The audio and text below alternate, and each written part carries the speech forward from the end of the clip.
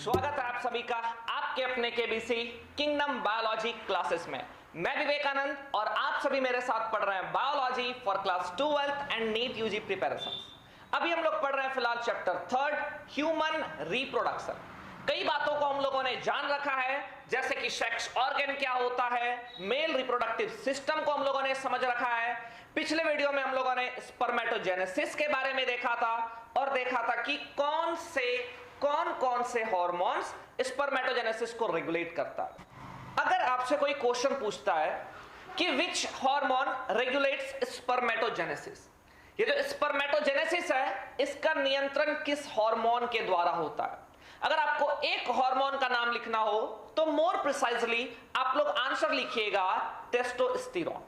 लेकिन हमने पढ़ा है कि और भी कई सारे हार्मोन होते हैं जो स्पर्मेटोजेनेसिस को रेगुलेट करता है।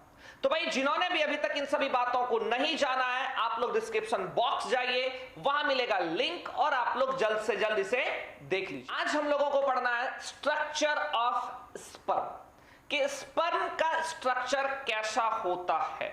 भाई इससे 3 मार्क्स क्वेश्चन एग्जाम में आता है, कह देगा कि स्पर्म का डायग्राम के साथ स्पर्म को एक्सप्लेन कीजिए। कितने मार्क्स का क्वेश्चन भाई?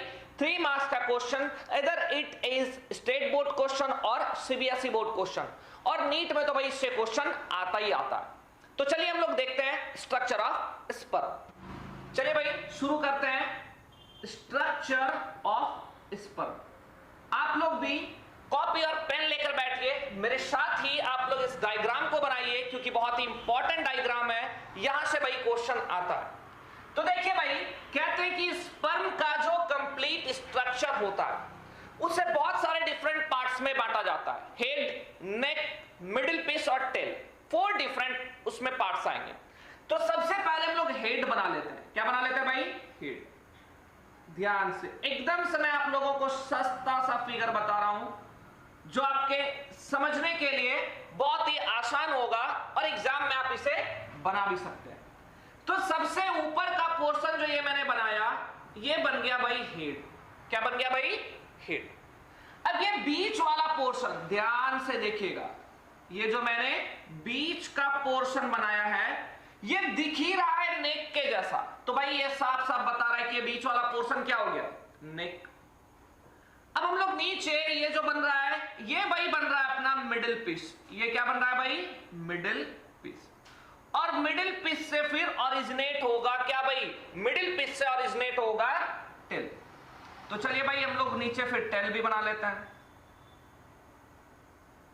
और ये क्या हो गया भाई? टेल। ध्यान से इस फिगर को देखिए, ये हो गया हेड, ये हो गया नेक, और ये हो गया भाई क्या? Middle piece. और आखिरी वाले पोर्शन को हम लोग क्या कहते हैं? टेल। ये तो हो गया भाई जनरल, हम लोगों को कितने पार्ट्स में स्पर्म को डिवाइड कर सकते हैं उसका नाम हो गया हेड, नेक, मिडिल पीस और टेल। अब अगर हेड में बात किया जाए कि भाई हेड में क्या क्या होता है, हेड की बात करी जाए तो हेड पर आपको मिलेगा न्यूक्लियस। क्या मिलेगा भाई? Nucleus with chromosomal material. मैं मेंशन कर रहा हूं ये क्या है भाई? न्यूक्लियस विथ क्रोमोसोमल, ध्यान से याद रखिएगा भाई, विथ क्रोमोसोमल मटेरियल। अब कहते हैं इसी न्यूक्लियस के ऊपर, ध्यान से देखिएगा, इसी न्यूक्लियस के ऊपर हमें एक्रोसोम देखने को मिलता है। क्या मिलता है भाई? एक्रोसोम। क्या मिलता है भाई? एक्रोसोम। कहते हैं ये एक्रोसोम गोल्जी बॉडी का बना होता है, बहुत ही इंपॉर्टेंट है। मैं इसके बाद फिर से एक बार बताऊंगा, मेंशन कर दूंगा आपके लिए। फिलहाल अभी ये याद रखिएगा कि ये जो एक्रोसोम है वो गोल्जी बॉडी का बना होता है। भाई इसका काम क्या है? कहते हैं इसमें कुछ हाइड्रोलाइटिक एंजाइम्स पाए जाते हैं जो ओवम के लेयर्स को डिसॉल्व करने में मदद करता है। भाई इस स्पर्म को कहां पहुंचना है? ओवम के अंदर। तो ओवम के ऊपर जो लेयर है उन लेयर्स को डिसॉल्व करना पड़ेगा। ये लेयर कैसे डिसॉल्व होगा? तो कहते हैं ये जो एक्रोसोम है ये गोल्जी बॉडी का बना हुआ है जिसमें हाइड्रोलाइटिक एंजाइम्स होते हैं। इन एंजाइम्स की मदद से ये ओवम के ऊपर के लेयर को डिसॉल्व कर देता है। अगर इसी के ऊपर की हम लोग बात करेंगे तो यहां एक और लेयर देखने को मिलेगा। इस लेयर को कहते हैं ग्लिया कैपेटिस। क्या कहते हैं भाई? ग्लिया कैपेटिस। ये भी एक्रोसोम का ही आगे का भाग होता है। अब अगर ध्यान से देखिएगा आप लोग, तो यहां पर एक्रोसोम और न्यूक्लियस के बीच, एक्रोसोम और न्यूक्लियस के बीच एक स्पेस दिख रहा है। दिख रहा होगा भाई सभी को। इस खाली स्पेस को ध्यान से देखिएगा, ये जो खाली स्पेस है, इस स्पेस का नाम है परफोरेटियम। क्या नाम है भाई? परफोरेटियम। ये भी नाम इंपॉर्टेंट है कि एक्रोसोम और न्यूक्लियस के बीच के स्पेस को क्या नाम दिया जाता है, तो आप लोग आंसर दीजिएगा परफोरेटियम। इस स्पेस को क्या नाम दिया गया भाई? परफोरेटियम। अब यहां पर आपको मिलेगा सेंट्रियोल। नेक में क्या मिलेगा भाई? सेंट्रियोल। अब कौन कौन सा सेंट्रियोल मिलेगा? तो एक मिलेगा प्रॉक्सिमल सेंट्रियोल। कौन सा मिलेगा भाई? Proximal centriole. और दूसरे का नाम है डिस्टल सेंट्रियोल। क्या नाम है भाई? Distal centriole. अब इस बॉडी में आपको साइटोप्लाज्म का थिन लेयर मिलेगा। क्या मिलेगा भाई? साइटोप्लाज्म का थिन लेयर। देखिए भाई, मैं लेयर बना दे रहा हूं। साइटोप्लाज्म के इस पतले से लेयर को मैनचिटे कहा जाता है। क्या कहा जाता है भाई? मैनचिटे। चलिए लिख दे रहा हूं, मैनचिटे। अगर आपसे कोई पूछे कि ये मैनचिटे क्या होता है, तो आंसर दीजिएगा थिन साइटोप्लाज्मिक लेयर। साइटोप्लाज्म का पतला सा लेयर, इसे क्या कहा जाता है भाई? मैनचिटे। ठीक है। अब कहते हैं यहां पर बीच में मिडिल पीस में आपको माइटोकॉन्ड्रिया दिखेगा। क्या दिखेगा भाई? माइटोकॉन्ड्रिया। और जब आप इस माइटोकॉन्ड्रिया को ध्यान से देखेंगे, तो इस माइटोकॉन्ड्रिया का अरेंजमेंट कुछ ऐसा दिखेगा आपको। ये माइटोकॉन्ड्रिया का अरेंजमेंट आपको कुछ ऐसा ही देखने को मिलेगा। तो इस तरीके के माइटोकॉन्ड्रियल अरेंजमेंट को कहा जाता है निबंकन शीथ। क्या कहा जाता है भाई? निबंकन शीथ। अगर पूछे कि ये निबंकन शीथ क्या है, तो क्या बताइएगा भाई? Mitochondrial arrangement. क्या भाई? Mitochondrial arrangement. बहुत इंपॉर्टेंट क्वेश्चन है ये सब, जो ऑब्जेक्टिव में आता है। निबंकन शीथ क्या है? तो भाई माइटोकॉन्ड्रिया के अरेंजमेंट को। अब आखिरी में आपको यहां पर और एक सेंट्रियोल मिलेगा। इस सेंट्रियोल को हम लोग कहते हैं रिंग सेंट्रियोल। क्या कहता है भाई?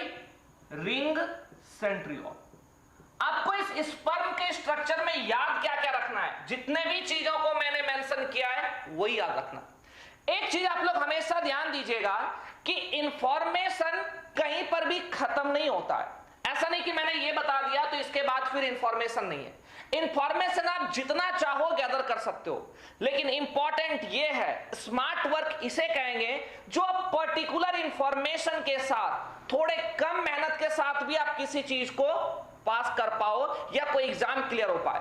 पता चले कि स्पर्म के स्ट्रक्चर को इतना डिटेल में पढ़े जा रहे हैं और सारा टॉपिक छूट गया और पता चला कि इससे उतना ज्यादा क्वेश्चन भी नहीं आया। तो थोड़ा भाई सिलेबस वास्ट है, तो किसी पर्टिकुलर चीज पे उतना ही इंफॉर्मेशन रखने का कोशिश कीजिए अभी फिलहाल जितना आपके एग्जाम से रिलेटेड है। तो ये मैंने एग्जाम से रिलेटेड स्पर्म के स्ट्रक्चर को डिस्क्राइब किया हुआ है अभी, कि सबसे हेड पर आपको मिलेगा न्यूक्लियस जिसमें क्रोमोसोमल मटेरियल होगा। इसके ऊपर में बहुत इंपॉर्टेंट ये एक्रोसोम, भाई ये जो मैंने क्या बनाया हुआ है? एक्रोसोम। पूछा जाता है कि एक्रोसोम किसका बना होता है, तो आंसर दीजिएगा गोल्जी बॉडी। इसमें क्या पाया जाता है? तो हाइड्रोलाइटिक एंजाइम्स। क्या काम है? ओवम के ऊपर के लेयर्स को डिसॉल्व करना। फिर हम लोग नीचे आएंगे तो आपको सेंट्रियोल मिलेगा, प्रॉक्सिमल सेंट्रियोल और डिस्टल सेंट्रियोल। कहां मिलेगा? हेड में। फिर नीचे जब मिडिल पीस में जाएंगे तो साइटोप्लाज्म का पतला सा लेयर मिलेगा, इसे मैनचिटे कहा जाता है। फिर आप बात करेंगे यहां माइटोकॉन्ड्रियल अरेंजमेंट की, तो इसे क्या कहा जाता है भाई? निबंकन शीथ। और फिर आपको मिलेगा रिंग सेंट्रियोल और फिर नीचे क्या मिल रहा है आपको? ये टेल। तो ये फिगर किसका बन गया भाई? फिगर तो बन गया स्पर्म का। किसका बन गया भाई? स्पर्म का। इस फिगर को आप नोट कर लीजिए। अब चलिए थोड़ा इंफॉर्मेशन हम लोग एक्रोसोम के बारे में कलेक्ट कर लेते हैं। यहां से क्वेश्चन आता है कि भाई ये जो एक्रोसोम है, ध्यान से देखिएगा, ये एक्रोसोम पाया कहां जाता है भाई? तो प्रेजेंट कहां? एट हेड ऑफ किसके भाई? स्पर्म। दूसरी बात, ये बना किसका होता है? तो मेड अप ऑफ किसका भाई, गोल्जी बॉडी। इसमें क्या होता है भाई, तो क्या लिखेंगे, कंटेंस हाइड्रोलाइटिक एंजाइम्स। इस एंजाइम का क्या काम होता है, तो क्या लिखेंगे भाई, डिसॉल्व्स लेयर ऑफ क्या, ओवम। ओवम के लेयर को डिसॉल्व करता है। क्लियर है भाई। अब भाई ओवम का कौन कौन सा लेयर होता है जिसे डिसॉल्व किया जाता है, और यह हाइड्रोलाइटिक एंजाइम कौन सा है। तो भाई इस हाइड्रोलाइटिक एंजाइम की अगर बात करेंगे तो इस हाइड्रोलाइटिक एंजाइम का नाम है स्पर्म लाइसिन। क्या नाम है भाई, स्पर्म लाइसिन। अब इस स्पर्म लाइसिन में कौन सा एंजाइम होगा उसकी बात हम लोग कर लेते हैं, उसको समझिएगा भाई। यहां देखिए आपको कौन कौन सा एंजाइम देखने को मिलेगा। पहला एंजाइम देखने को मिलेगा आपको हेल्यूरोनिडेज। कौन सा मिलेगा भाई, हेल्यूरोनिडेज। दूसरा एंजाइम आपको देखने को मिलेगा कोरोना। देखिए भाई ये वो वाला कोरोना नहीं है, ये दूसरा है, ठीक है, कोरोना पेनिट्रेटिंग एंजाइम। और तीसरा मिलेगा आप लोगों को जोना लाइसिन। अब भाई इन सभी एंजाइम्स का काम क्या है, तो जब इन एंजाइम्स के काम की बात करेंगे तो सबसे पहले हम लोग ओवम के लेयर्स को समझ लेते हैं। अभी मैंने बताया कि ये जो एंजाइम्स है ये ओवम के लेयर को डिसॉल्व करता है। तो भाई ओवम के ऊपर कौन सा लेयर होता है, ध्यान से देखिएगा। ये हो गया अपना एक ओवम, ये क्या हो गया भाई, ओवम। इस ओवम के ऊपर एक लेयर होता है, चलिए मैं बना देता हूं। ये हो गया ओवम के ऊपर एक लेयर। इस लेयर को क्या नाम दिया जा रहा है भाई, इस लेयर को नाम दिया जा रहा है जोना पेलुसिडा। इसके बारे में हम लोग फर्दर मोर और आगे पढ़ेंगे जब हम लोग फीमेल रिप्रोडक्टिव सिस्टम को डिस्क्राइब करेंगे। फिर हम लोग कहते हैं इसके ऊपर में और एक आप लोगों को लेयर देखने को मिलेगा, चलिए भाई वो भी बना देते हैं।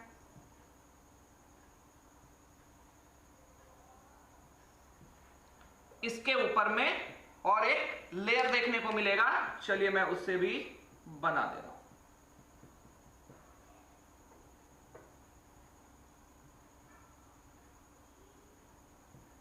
ये मैं सीमेंटिंग मटेरियल हाइल्यूरोनिक एसिड बना रहा हूं। क्या बना रहा हूं भाई, हाइल्यूरोनिक एसिड। अगर आपसे कोई पूछे कि भाई एनिमल में सीमेंटिंग मटेरियल के फॉर्म में कौन सा कंपोनेंट काम करता है तो आप लोग आंसर दीजिएगा हाइल्यूरोनिक एसिड। तो भाई ये जो मैंने ब्लैक वाला स्ट्रक्चर बनाया हुआ है, ब्लैक वाले को हम लोग कहते हैं कोरोना रेडियाटा। क्या कहते हैं भाई, कोरोना रेडियाटा।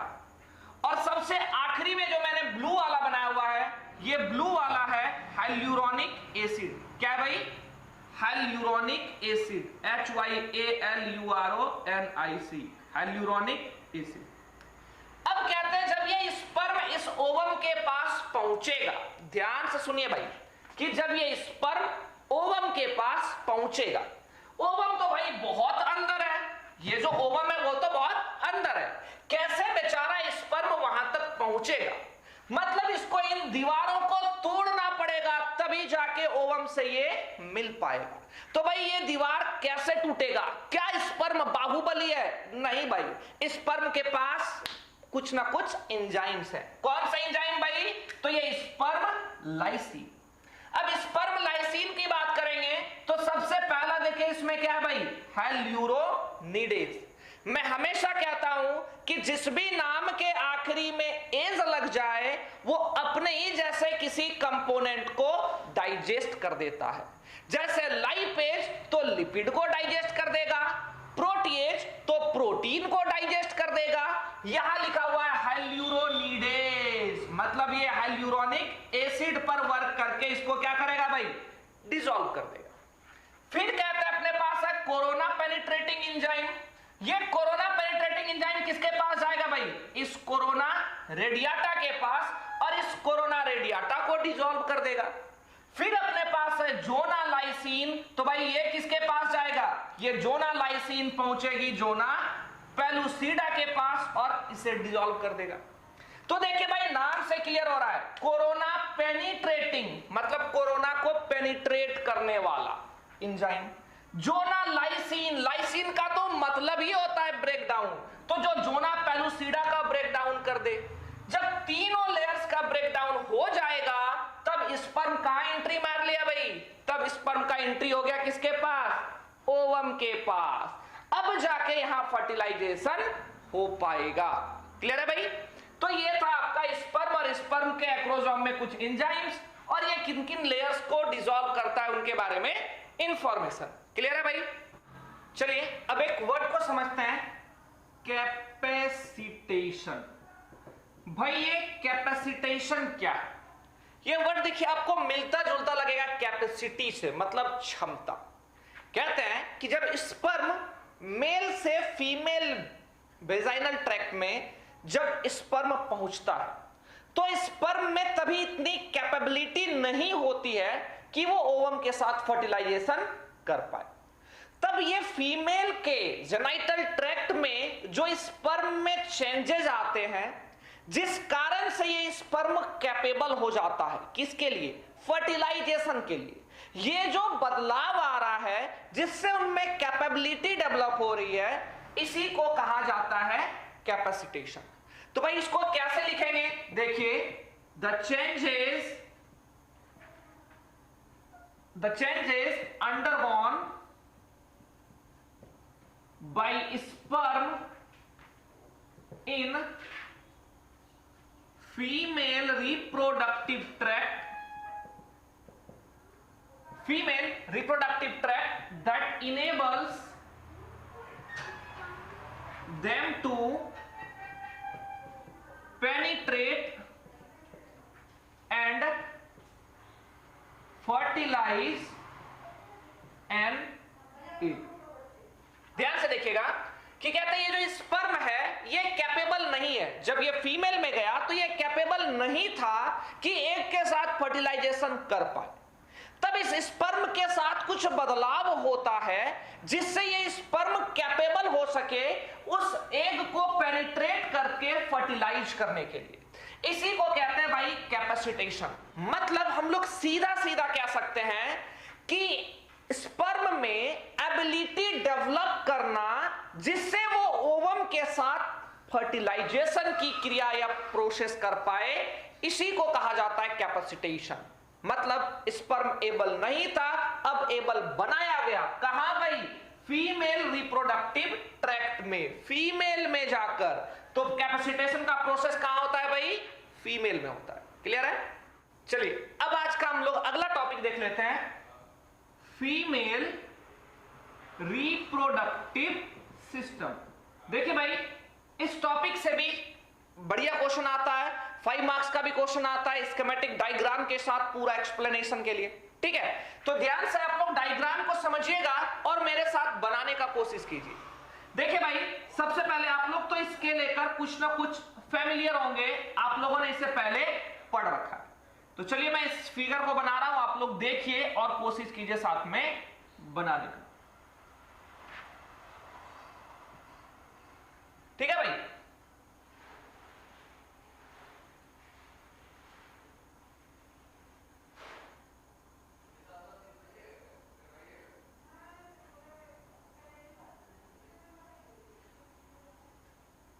ध्यान से भाई इसको आप लोग समझिए कि बनाया कैसे जाता है। अगर ये आप सीख जाइएगा कि बनाना कैसे है तो एग्जाम में अगर आ जाए तो बहुत आसानी से आप लोग बना सकते हैं। तो देखिए भाई, लगभग ये अपना फिगर कंप्लीट हो चुका है।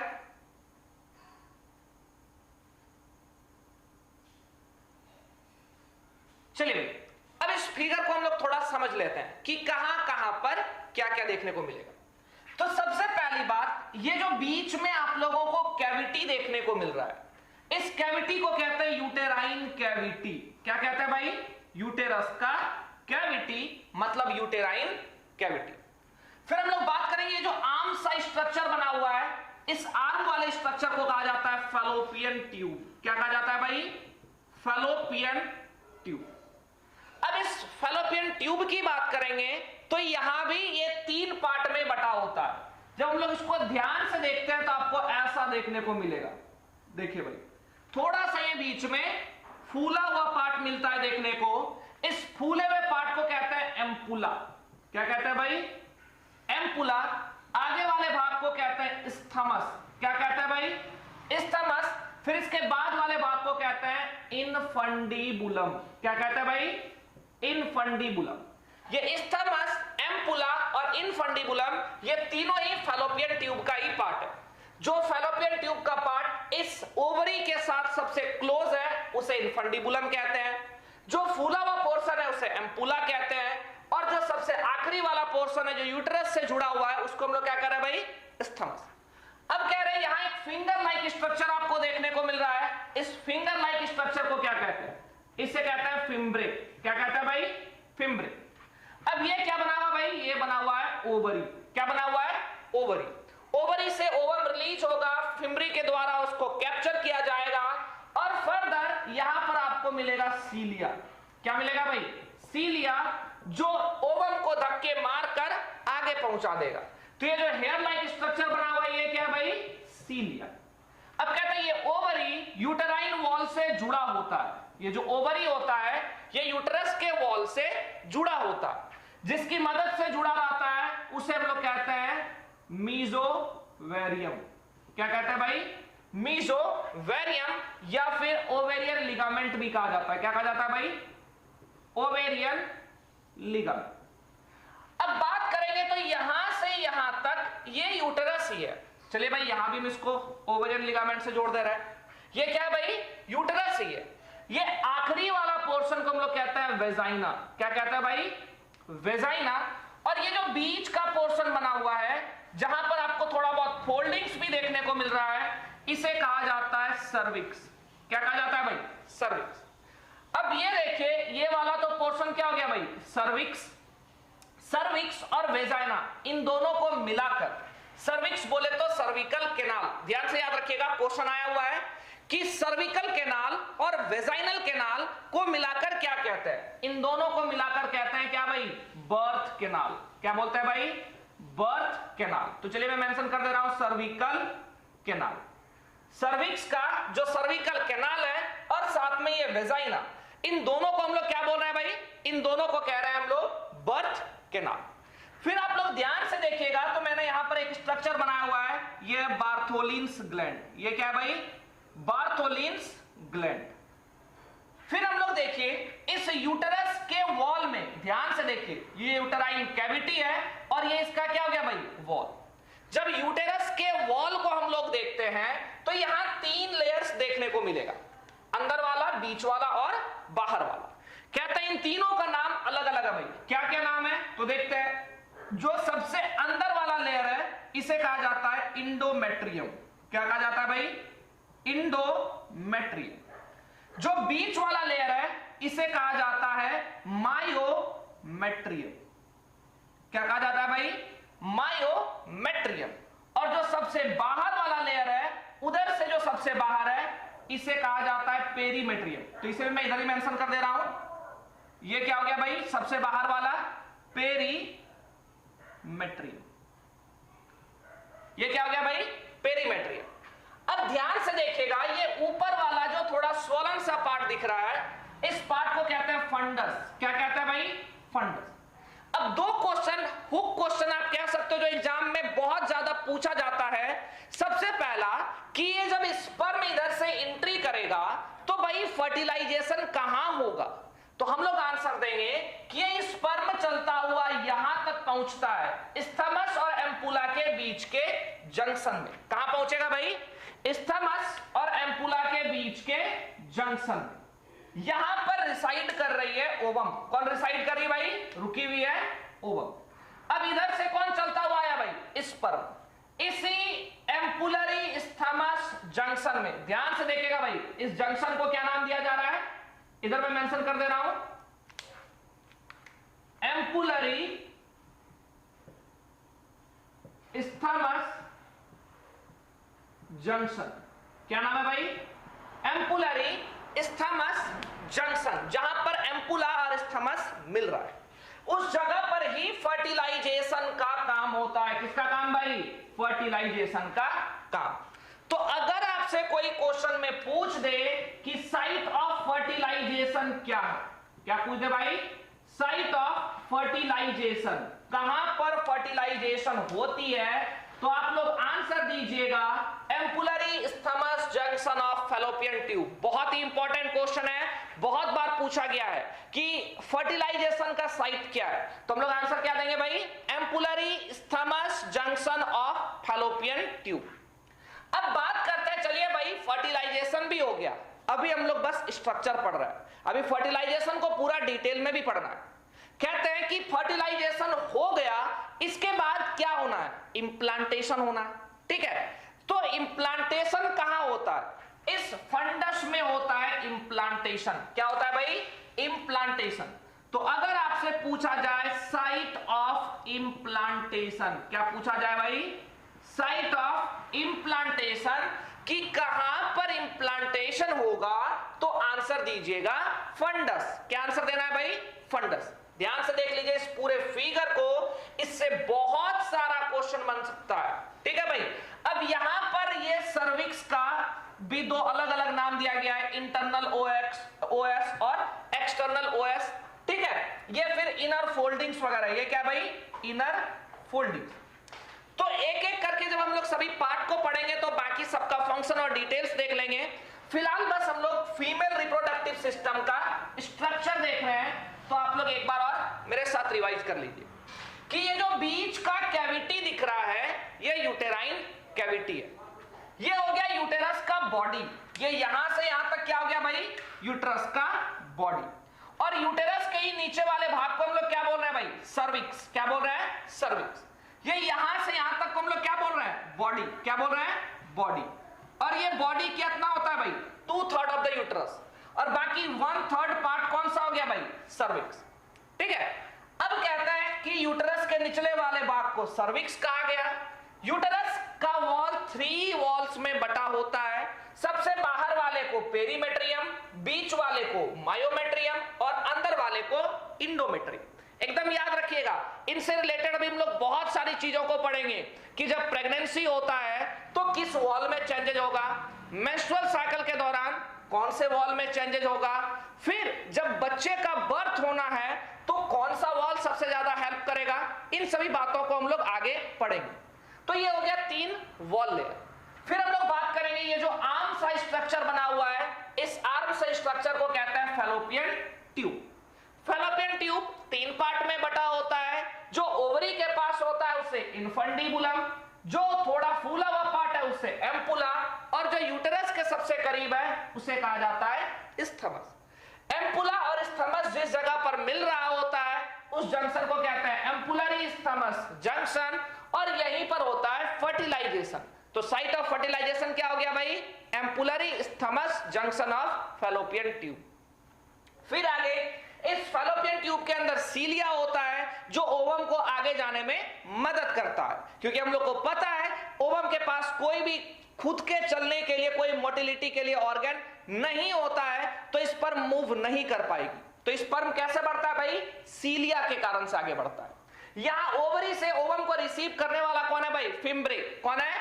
फिम्ब्रे। ये ओवरी यूटेरस से जुड़ा रहता है विद द हेल्प ऑफ मेसोवेरियम, या इसी को कहते हैं ओवेरियन लिगामेंट। फिर हम लोग बात करेंगे सबसे नीचे वाले पोर्शन की, तो इसको वेजाइना कहते हैं। सर्विकल कैनाल और वेजाइना को एक साथ मिलाकर बर्थ कैनाल कहा जाता है। यह भी बहुत इंपॉर्टेंट क्वेश्चन है। और साथ ही यहां पर होता है बार्थोलिन्स ग्लैंड। तो ये हो गया अपना भाई फीमेल रिप्रोडक्टिव सिस्टम। आप लोग इसको जरूर बनाइए और कोशिश कीजिए एक्सप्लेन करने का, ठीक है, वर्ड्स में। जब मैं आपको इसे एक्सप्लेन करता हूं तो आप लोग घर में कोशिश कीजिए ये वर्ड्स में एक्सप्लेन करने का, कि फीमेल रिप्रोडक्टिव सिस्टम ऐसा होता है, it consist of this this this, यहां ऐसे होगा, इस साइट को एम्पुलर स्थमस जंक्शन कहते हैं, यहां फर्टिलाइजेशन होती है। इसको आप लोग वर्ड्स में लिखिएगा तो आपके 12th बोर्ड्स में काम आएगा। बाकी आप लोग इसको डिटेल में समझिए, ये आपके नीट के पेपर में काम आएगा, ठीक है भाई।